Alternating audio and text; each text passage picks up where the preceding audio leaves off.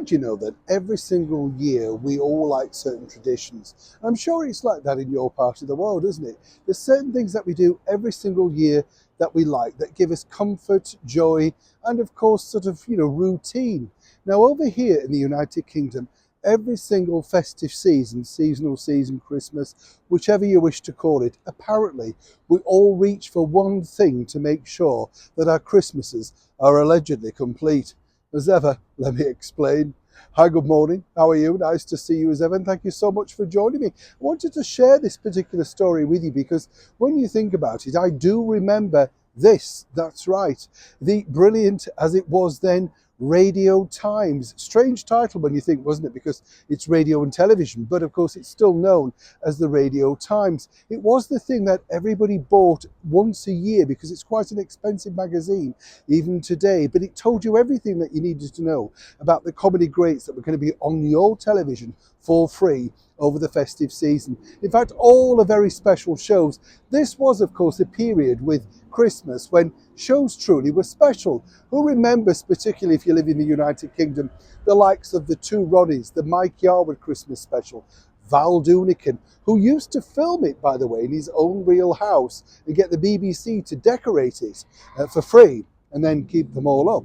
Clever idea, don't you think? Of course, there was all those other one-off specials that made that particular issue wonderful. Hard to believe that the Radio Times now has literally hit 100 years old, and they've released a very special cover. Interesting because it's now not owned by the BBC, even though predominantly it's their sort of go-to thing if you want to know what's actually happening.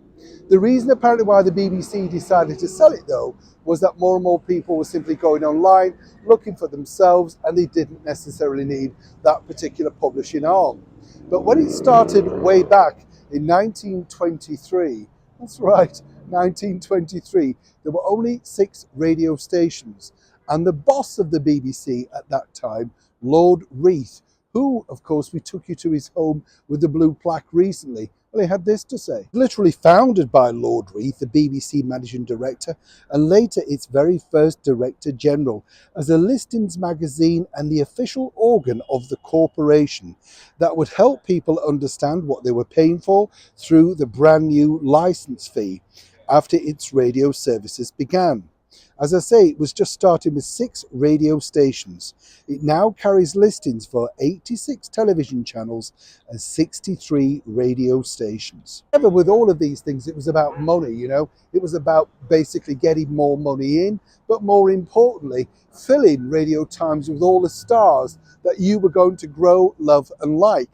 And it was also really interesting because it became something of a status symbol. Not only did you have to have the latest radiogram, the latest radio in your lounge, but as you walked in, you had to have it on your side table so people could see 2 things. First of all, you could afford to have a radio complete with radio license. And more importantly, you were well enough and affluent enough to know that you could also look at the listings bag and decide what you were going to watch.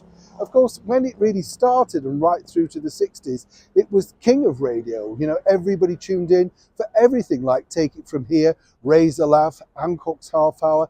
Everybody really looked towards the Radio Times. So as it celebrates its 100th birthday this week, I just really wanted to ask, did you buy it? Were you aware of the magazine? And did you, like me, look at it and think, wow, we could watch that over the Christmas period? That's going to be exciting. And as for today, according to their new owners, it's still as profitable as ever. People still buy it on a weekly basis. But more importantly, they said that people are now looking obviously onto the website, but they have no plans to slim down the print version also. Reassuring to know. Do let me know, what was your favourite Radio Times cover? Mine was this.